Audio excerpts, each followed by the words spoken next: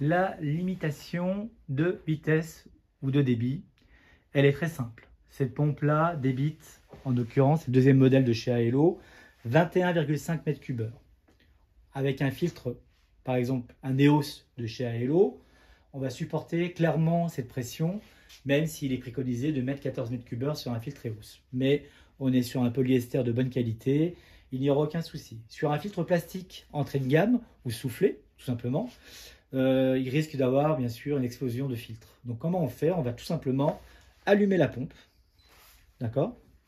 On va tout simplement rentrer dans son menu en rentrant dans les deux flèches.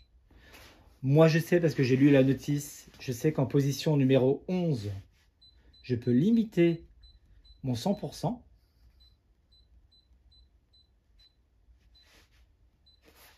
Mon 100% de débit, je peux le limiter tout simplement et je peux aller jusqu'à 60%. Donc là, en l'occurrence, on irait pratiquement à 15 m3, 14 m3. Donc ce qui irait très bien sur un filtre plastique en diamètre 600 par exemple. Regardez, je peux descendre de 5 en 5 et limiter ce débit. Ce qui veut dire que maintenant, si mon client allume sa pompe et souhaite la mettre à 100%, il ne pourra pas plus débiter de 60% du débit de cette pompe. On va faire un essai. Je rentre dans la pompe,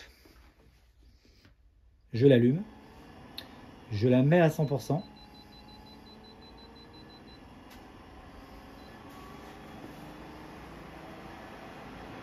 Et vous voyez qu'elle revient automatiquement à 60%. J'aurais pu le faire à 65, à 70, à 75%.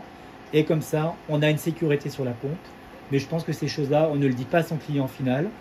On le garde plutôt pour nous, parce que si tout le monde commence à jouer avec ce curseur, ça sera compliqué.